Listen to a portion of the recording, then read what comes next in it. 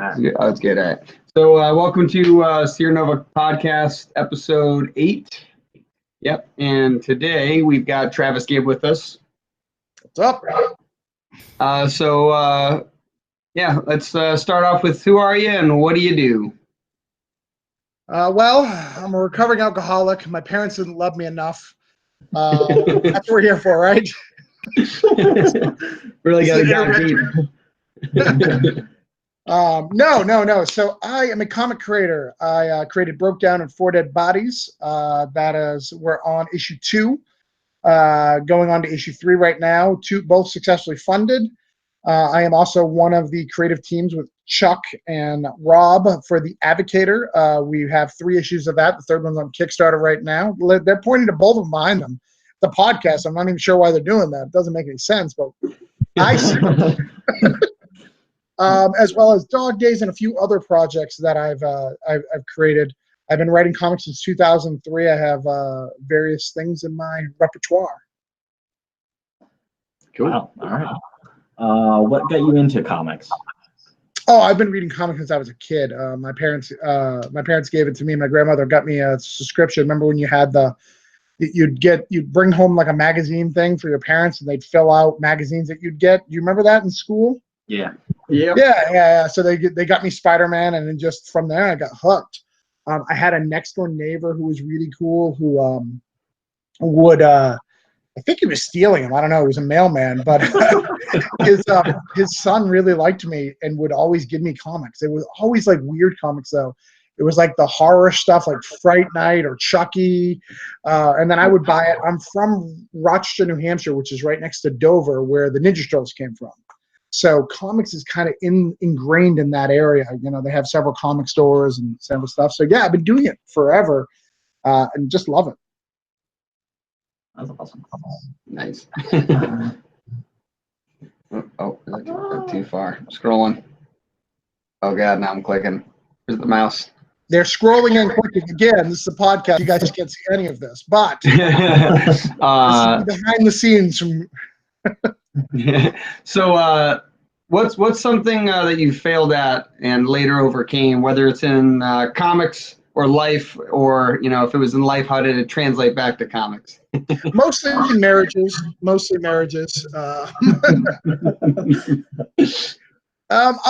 actually, let's talk about Broke Down. That's a good example. So, I have a 17-year-old daughter. In 17 years prior, I had the art for Broke Down issue 1 and 2. At the time, they were 1 and 2. He had a kid, so I never got it done. Because back in the day, in like the early 2000s, you couldn't switch artists every issue. That was unacceptable. Like you were dead in the water. So I kind of just pocketed it and didn't worry about it. Got out of comics, did a couple small anthologies. I was in Negative Burns. I was in one called Hieroglyphs. And I just kind of stepped away from it for a real long time. Didn't care about it. I ran a comic store. I was into LARPing, did a whole bunch of stuff. And then I got remarried. And my wife she's like, you used to do comics? Because I hung up on a wall when we moved in together. She's like, you used to do comics? Oh, yeah. I showed her my phone, all these comics. She's like, why is this not a thing? And I was like, I don't know. So I took that issue 1 and 2, and I made one really good issue 1 for Broke Down, and kind of lead it into being at something. But what's really cool about it is if I would have done it then, I would have been a worse writer because I'm not as good. You have a better issue 1 than I would have had because that was 2 issues that I combined to make a strong issue 1. I lost some art, lost some pages, really made a strong issue 1. And the other thing is Kickstarter wasn't a thing, so I wouldn't know how I'd make that fan base besides paying for cons that I couldn't afford when you're 20 years old, So yeah, that's an example for you. Very cool. Like you said before, we actually started pressing record. You have the Advocator, the Fall Edition on Kickstarter. So those that don't know what that is, what is that book all about? Yeah, so the Advocator is a neat little project that we have. It's kind of what you guys are doing on a different level. So it's 6 creators coming together with their indie projects. So in this issue, we have Dead Kingdom, we have Chimp with the brown hat, we have Zomfa World of Oz, Manny the cosplaying detective, Baal, and Reapers, all of those people who've had successful Kickstarters with their franchises, like Jim the Brown Hat, Zombie for World of Oz, they all of them have successful Kickstarters. And the other, as well as Monsters, all has it. We take 4-page stories that are brand new, put them together, and kind of share an audience. This one's kind of Halloween themed, so it's all stuff. For me, I have the Reaper story in it. That's a little bit longer than everybody else's. It's 6 pages. And that's going to be my thing that I do right after Broke Down and 4 Dead Bodies. It's going to be an original graphic novel called Harvesters. That's the first story in it, is Reapers. And it's basically a story of Reapers, when you die, that good and bad Reapers fight for your soul. And what does that look like? How does the world look in that dynamic? And that's the first taste of that. Awesome. That's good. Yeah. So yeah, the goal is to get indie projects together and to get people to share audiences. And so someone who may like a Broke Down product may back the Reapers so they can check out, one of the other projects. So it's kind of cool of how we meld it all together. Yeah, that's very cool. Yeah, because one of the reasons why we're trying to collect so many different comics together is that people might not be interested in one genre of comics, but if we can grab the audience while they're at least looking at us and go, hey, what about this one, right? And even if it's not ours, like that's the point, is that you can't know if you like comics until you've seen every genre. So there's people that could potentially be missing out on something that they'd really love to get into just because they only see one type of comic book out there. So it's definitely very cool. Exactly. Am I giving some bad feedback? Not on our end, but you were just cutting out a little bit. Okay. One of the cool things about this is this is a 3rd issue. We've done 3 in a year, which is unheard of in Kickstarter. Normally gets 1 issue, maybe 2, a year. This is our 3rd issue. We missed doing 4, which sucks, but because we had some delays on the first one. But what's cool about it is this one, we got the opportunity. Dead Kingdom, this is the first time this guy's ever done anything in comics.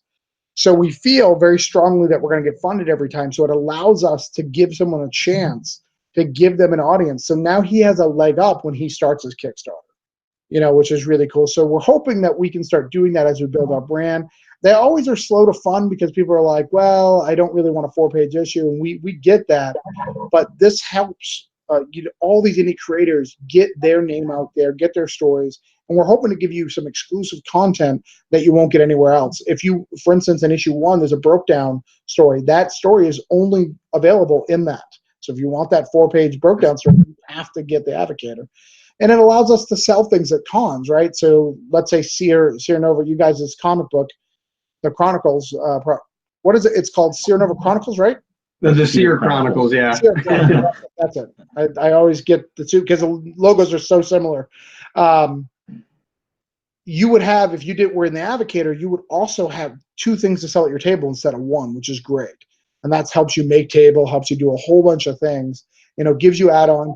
We don't take any money out of it. All the money that comes from the Kickstarter literally just goes to everyone getting copies of the book. That's it. From backers to creators. That's good, because that's the other thing we're hoping to do is as we grow an online community, we're hoping to figure out like which comics essentially ascend to the top of viewership. So they've kind of been tested online, and now we're like, okay, these seem to hit an audience, right? And then we would go out and we would, if we get enough income from the digital subscription, we're hoping to use that money to print more comics of various creators and bring them to conventions, so we could have a table with like 8 different comics with completely different genres, completely different creators, things like that. And that's a way we're hoping to, for the creators that can't afford a con, we can essentially be that for them. Yeah, awesome. We're gonna do 3 lightning round questions. It's just like a new thing that we started a couple episodes ago. Just say the first thing that comes to your mind. Okay. Favorite indie comic right now? Favorite indie comic right now? Ooh, that is really hard. You want Kickstarter or in comic stores? They're both different answers. Yeah, both. Both, okay. So in comic stores right now, Once and Future King, if you haven't read, is really good. It's really, really good. Second issue comes out this Wednesday, I think. Definitely pick it up. It's awesome. For Kickstarter, my favorite book that I have picked up in recent months is probably White Ash. Yeah. Favorite food. Favorite food, that is pork chops. Nice. Favorite movie genre. That would be action sci-fi. Favorite film in those genres? Favorite film in those genres or other genres? In those genres. Terminator is my favorite film of all time. I have a film degree. Love Terminator. He doesn't like Terminator? He's never seen it. Yeah. What the fuck is wrong with you? Can I That's swear? what I said. I've never seen Terminator. I just saw the first Godfather a couple years ago. I've never seen some other movie. I finally got him to see The Fifth Element. Yeah. And have you ever seen The Princess Bride? Yeah, of course. That 90% of my like movie quotes when I'm like, it's like innuendo during the moment is from that movie. And I realized like when I first met him a few years ago, I had said something. I'm like, there's supposed to be a response, and there wasn't. And I'm like, have you not seen The Princess Bride? He's like, what's that? I'm like, get out of my apartment. Go see the movie. When you're done, then we can talk again, because this isn't going to work. It's very frustrating. Terminator is a must-see. Yeah. I haven't seen Alien and First Predator or any of those. I've never. Wait, you ever seen Alien or Predator? I haven't seen any. Oh, that's messed up. See, Alien versus Predator is different. Like, if you missed that one, that's fine. But you have to at least have seen Aliens and Predator. Yeah, that's crazy. But yeah, exactly. He's fired. Yeah. I know. I told him he's got to start watching those just for like like he had never read. I already packed it. He had never read 1984. Right. I'm like, and Mark Millar considers that his best work in Marvel. That's what he considers his best work. Wait. From Marvel, I'm talking about George Orwell. Oh. The so classic. There's a Mark Millar story. You're familiar with that, right? I think I've heard of that, but I don't know of it. George Orwell, yes, I've also. But like that's the thing. Like he didn't even get the concept from it. I had to explain it to him, and I'm like, dude, like you've heard references to that book, and he didn't know where they were coming from. I'm like, and now he does. I got to listen to it. What? Does his parents not love him? What happened? Did you not have a player VHS? What happened? I used to beat him with books, and they're like, "Nah, I don't want that." That's why he's so opposed to them. Comic books were lighter, so he preferred those. Yes, right. Weaker beatings. Yeah. So you said Terminator's favorite. Is that your favorite sci-fi action? And favorite movie of all time, period. Okay. The first one, the series. No, the first one. The first one. It's such a strong coming of age woman story, like from someone who's so weak in the beginning of the movie to be who she is at the end. And then without Terminator 2, but when you see Terminator 2, you're like, look at where this woman comes. That's why it's so like Terminator 3, where you're like, he is doing John Connor is doing drugs from a pet store or whatever. Like, what is happening? His mom was a badass. Terminator 1 is just a really solid movie all around. Everything about it, it's my favorite. Probably my alternate favorite movie is called Mr. Holland's Opus. That name sounds familiar. I don't know if I've seen that. Yeah, it's about a music teacher, and it goes about he wanted to be this famous musician, but instead he became a music teacher, and it shows his history. I was a band geek, so like it really spoke to me in that aspect. I might have seen that in school, like during music class. But I'm a Quentin Tarantino. I went to film school, so Quentin Tarantino, Kevin Smith, Robert Rodriguez, all those guys. I watched all those things over and over again. Guy Ritchie. Those are my films. My film collection is massive. So now I got a question. What's your favorite TV show in the sci-fi action category? So it's my favorite is Highlander. Oh, there can be only one. Yeah, Highlander is my favorite. It's probably not the best one, but it's my favorite. That is funny. Yeah. Stargate. I really like Stargate. Yeah, that'd be mine. Yeah. So it'd be Highlander or Stargate. I like Highlander more, but Stargate is way better show. Well, like the reason I love Stargate was that I went to school for like engineering. I'm math and science, and like there is so much in that. Like my cousin actually was rewatching it, and I kind of was just like peering in every once in a while, and I'm like listening to some of this stuff, and I'm like, that stuff is so scientifically like minus like the actual wormhole. Like other than that, like the stuff they talk about and like how things happen even on other planets is so. Like they had to have had a few scientists to answer these questions. Like it was really thought out. Yeah, well, I really like the population of man.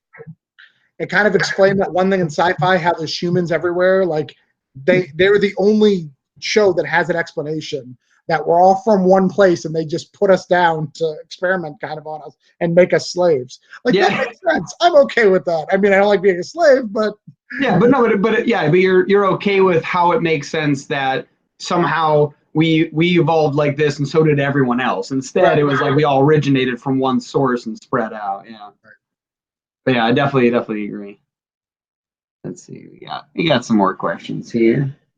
All right. Well, the lightning round's over.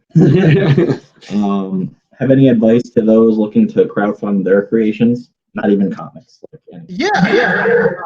My biggest advice for crowdfunding is don't cater to what you like. So a lot of people, what they do is when they crowdfund is they design their whole crowdfunding campaign of what they would buy. Well, your budget and somebody else's budget is not the same thing, right? Having a collector's edition, I don't buy variant covers when I go to the comic store, except for the rare occasions. But if I cater to the collector's market, that's going to help get me funded faster and doing all that. That's why I have the 3 variant covers. That's why I do all the extra things that I do in my campaign is catering to a market that may not be you. And that's the hardest thing to get to. The other thing is build a mailing list. An email list is key. You know, it's the quickest way to success. And you'll tell the difference to ones who fund that don't. A lot of times it's a mailing list, or they didn't have a reputation of actually helping the community. Don't just create a Kickstarter for comics tomorrow and then join all the groups and go, hey, why don't you back me? I don't understand. No, it's funny when we first started. 2017. Yeah, that was the first Kickstarter. Indiegogo. Oh, I mean that was the first crowdfunding. Yeah. So I don't remember if Greg told you anything about me, but I do marketing. I read a lot about business marketing, psychology, all of that. I take online courses on it. So like I'm very adept to that. And essentially, when we first started, he was like, "Oh man, this stuff's super expensive," and I'm like, you should look into crowdfunding. So we look into all this stuff. We narrowed it down to Kickstarter, Indiegogo. We realized, because we didn't have. Well, first off, I told him you shouldn't run it at all until you start building an audience. Right. But if you're gonna run it, I probably wouldn't go Kickstarter because nobody knows who you are, and if you don't make the budget, you're not gonna make it, right? You don't get anything. Indiegogo, you'll at least get something for it. So he goes, "Yeah, I want to run it anyways." And I'm like, "All right, well, if you're gonna run it, here's a launch plan I got from one of these books about launching a product, and it's very good. Not everything's viable for a crowdfunding campaign, but like most of it is. Like I think he broke it down into a blog recently, and 21 of them are still viable for running a crowdfunding campaign. So I'm like, run through this, because if you don't do this, no one's going to know who you are, and you're not going to get anything." And so he didn't do that at all and ran it anyways. And yeah, failed miserably. I think we got like less than $200. Yeah, it was, and he was asking for like $10,000. Right. It was something crazy. And people think it's going to happen. People do it over and over again. And then what the other mistake that people make too is they fund their first one, and then their second one, they're like, "Oh, it's going to be really easy to fund because I built all these fan base." No, you only get like a 20 to 30% return from issue 1 to 2. I have a little bit higher. I got like a 40% return on mine. But again, the majority of them are 20 because the first one, your friends and family are going to back you. When they're not going to keep. They think they did their job. They're like, "Oh, he's all good. Billy's good." It just doesn't work that way. So you've got to be prepared to do that. And hit it hard. I mean, I'm lucky that my second campaign is a little bit lower. I got more backers, but I got a little bit financially money. But I had a death in the family, and I had birth of my son during the middle of that campaign.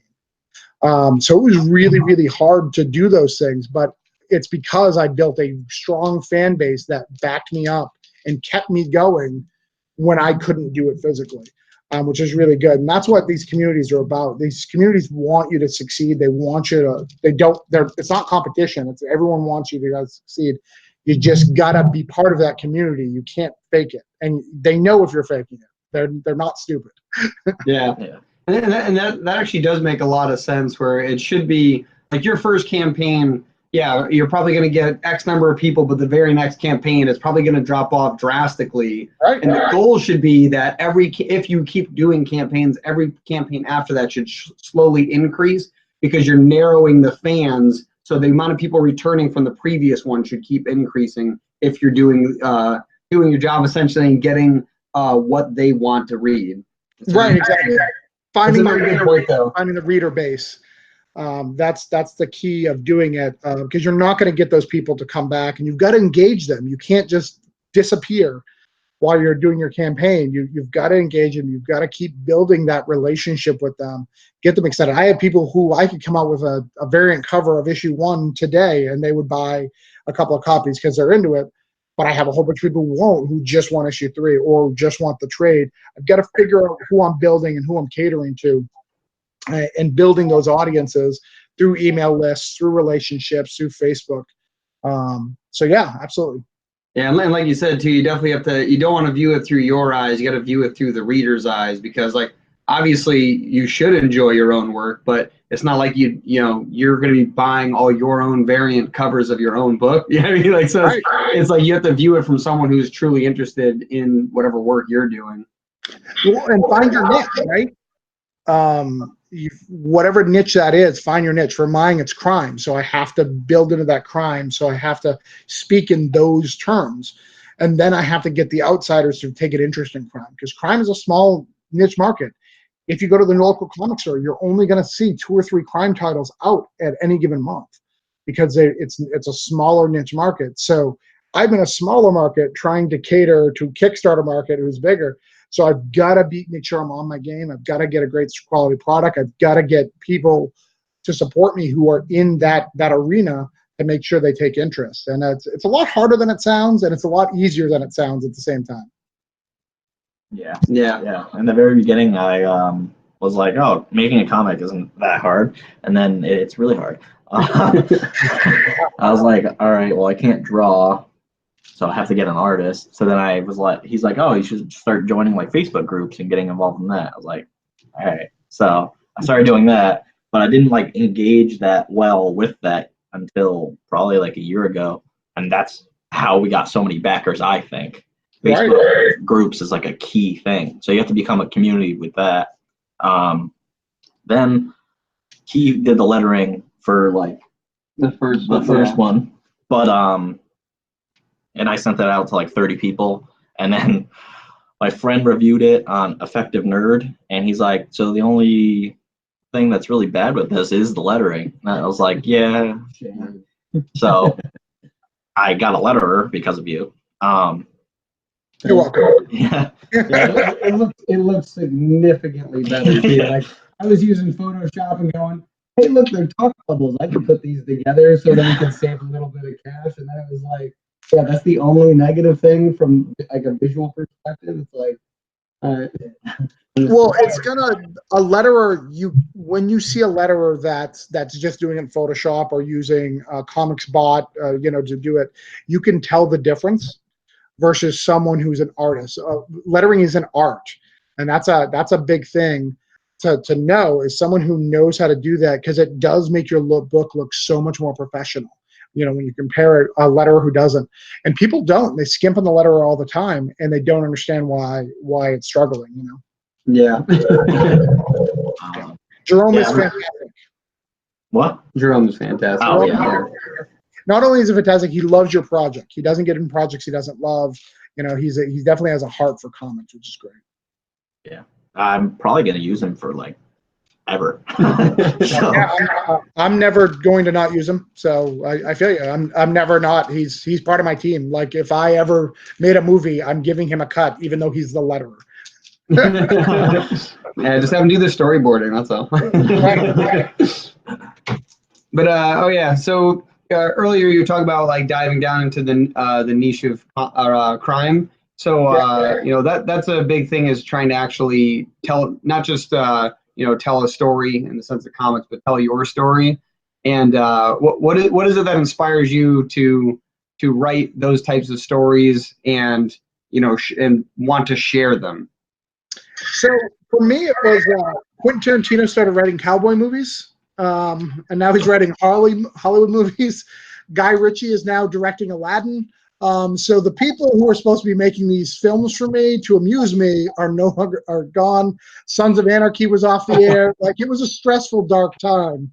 That was sad. Yeah. So someone had to do it, and I was like, all right, I guess I'll do it. So yeah, it's what I did, and what I wanted to do for comics wise. When you see comics, they tend to be a little bit of the noir, old classic detective style. I didn't want to do that. I wanted to do the shitty people doing horrible things, fighting each other, swearing, fighting over stuff, and really develop characters. So that's what I wanted to do. That's what my story. I didn't want to, every time you read something, let's take 100 Bullets. That's probably the most successful crime comic that there is, from Vertigo. There's kind of this whole government, this whole crazy backstory of governments and why they're giving the cases with 100 bullets for go kill, like all these extra variables. I didn't want any. Even Stray Bullets, which is really successful, has this little girl who's having these crazy dreams, and it goes, she becomes this little superhero. I wanted to just be straight crime. What happens if you don't end, right? What happens if Reservoir Dogs didn't end? Where is Mr. Pink? Where is all these things? So that's what I'm doing. I did add, of course, a little bit of elements of, the case and all the things, but I added those tropes, and I'm trying to tell it in a unique way. Broke Down is a 12-issue maxi series right now. So the Broke Down in 4 Dead Bodies is the first core miniseries, and then there's a series of one-shots. One is called Broke Down and Tapped Out. It's a crime story set in the wrestling genre. There's Broke Down and Freaked Out, which is the horror genre. There's Broke Down Part Patched In, which is a motorcycle club, and Patched Out, which is a end of punk rock song. The goal is to get somebody arrested in all these issues to lead to Broke Down and Locked Up, which is the next big miniseries where they're all in prison and something crazy happens. So it's kind of building this giant arc and building my own story. That's awesome. It's funny mentioning Sons of Anarchy then, just like knowing that it's like it just keeps on going and going, and it is sad when it eventually ends, but like it just keeps, it's like oh, this is going on, oh wait, but this is going on, oh wait, they're merging, right? Like that right. Long, like I think that's one of the reasons why like a lot of those HBO specials really draw people in, is that it's like the quality of a movie, but it allows you to like continue to enjoy it over a very long period of time, which is what people like. People love a story. Like I know the reason why I couldn't stop watching Sons of Anarchy, and I won't spoil anything, but it's just like there's like this there's that one character who I'm like, she needs to die. I can't stop watching it until that happens. Someone's got to do it. Like, if it doesn't, and it just wouldn't happen. So like that whole time, I'm just like, that's all I was getting drawn into. I'm like, right. Like that was incredible. Like episode after episode, you're just getting like more involved in that. Yeah. So the wife did show up, so I have to go soon. We can do a part 2, but we do have one more question for you if we can get that in real quick. So. If you could choose your personal indie team to be the only people you work with for comics, who would they be and why? Damn. Okay, so I would grab. Have you guys seen Sync? Alex Moldor, I think is his last name. So he does Sync. He does a book called Crossing. He just did Mountain Men. No, he didn't do Mountain Men. He did another one. What was the name of the book? Hold on. Give me a second. Road of Bones is what it's called. He's really, really good, does really good art. So he would be my artist. I'd keep Jerome. Seriously, like I would use him for anything. That would probably be my team. Colorist. I like my colorist. I've had good luck, so I'd probably use J.W. Sims. Yeah, that would be my team, and I would probably come out with a new series with them. That would be kind of rocking. If I needed to pick a writer, like I was just like producing, I would probably either pick John Lees or Kevin Joseph. I don't know if you know Kevin Joseph. He does Tart. He's really, really good. Very cool. Well, definitely thanks for joining us on this podcast, and hopefully you enjoy the rest of your day. It seems pretty nice out here. Looks like it's sunny in the background there. So. Yeah, it's sunny. We're good here. And like I said, I'd love to come back on when I have unlimited time. You guys started a little late, and then I had computer issues, so it's a little shorter than your normal. But I owe you guys one whenever you guys want me to continue doing rants and talking about crime and bashing Greg for his stupid not watching Terminator. In fact, I'll only be on if he sees Terminator. Let me revise that. I will come back on. Like Greg, I thought I liked you, and now it's just I don't know. I don't know what this world is anymore. But yeah, if you guys want to find me, I'm at brokedown@fourdeadbodies.com. That's the easiest way to find me. You can sign up to the newsletter. Any questions you guys have, please let me know. I help everybody out. If you guys have any questions about getting an audience or building any of that stuff, it's a lot easier than it looks and a lot harder. I have some books that I'd recommend. I also have there's a calculator that can tell you how much you'll gain based on your audience right now, like how many groups you're in, how many Facebook followers, and Twitter. That's something you should really take, and it'll give you an idea. Thus far, it's been pretty accurate within a couple $100 of every campaign I've ever done. That's incredible. Yeah, I would definitely at the end of this, when you get some free time, if you could email us those the book recommendations and that'd be great. And what's your most active social platform if someone tries to reach out to you? Facebook is my most active. I'm a Facebook guy actively. I try to do Instagram a little bit, but Facebook is the big one.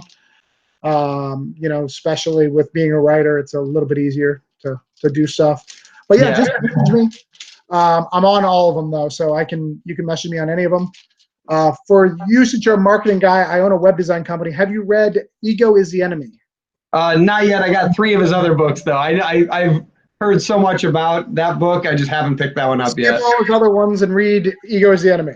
Absolutely, I'll definitely check that out. Yeah, Ryan Holiday. He is the marketing guy. I got his first marketing book. So and the Trust Me I'm Lying, is that the one? No, not so. Yeah, I guess the second one. Yeah, I don't have that one. Perennial Seller. What? You have Perennial Seller. Which one you got? Oh yeah, I got Perennial Seller. But I'm talking about that little tiny one. Where the hell is it? That one. The Growth Hacker Marketing. Oh, Growth Hacker Marketing. Yeah, that's good. Dude, listen to our podcast, man. Like his the Audible. The which one? Just do it on Audible. That's what I do instead of reading those, just because there's so much information coming at you. Yeah, what I've been doing lately is I get the audiobook and then I get the book and I read through it while I listen to it. Highlight, right? Sure. Yeah, much. I can get a lot more when I do that. I get to listen, feel, see. Yeah. Good. So my wife's in the bathroom. Any other questions before I take off? No, I think that's it. Definitely we'll have you back for a part 2, and I'll make sure he watches Terminator. Yeah, I can't believe you guys. Greg, when did you get the black and white version, huh? Yeah. Oh. Yeah. Well, I got the other one Noir too, edition. that's the first one that was in the bag of all the comics that I have. Yeah, Noir. Yeah, so that one's really hard to get. I only printed 100 of those, and those sold really, really well. Here's a marketing tip for any of the guys. So it's signed. So this is a neat trick. So that I printed that before my color one came out because I went overseas. So I had some of those, and people were ordering them privately from me. And that's the way they got them, or they added to the Kickstarter. But what's cool about it, once I had the color ones, I then got to up the price of that to $10 because now it was limited. So the book that I paid the least from because of marketing got to pay the most for it. And people loved it because they're like, no, it's crime. I want noir. I want black and white. Yeah, that's smart pricing. So that's an interesting little trick that I did that really worked out well for me. People still are waiting for me and go, hey, have you printed number 2 in black and white? And I'm gonna eventually, just because people want it. So that's why in the back of issue 2, like there's a cover for it. It has not been printed. You cannot get it, but people message me all the time. And when I print it, I probably got 10 or 20 copies sold already. Very good. Very good. All right, guys. Thank you. Thank you. Have a good one. Bye-bye.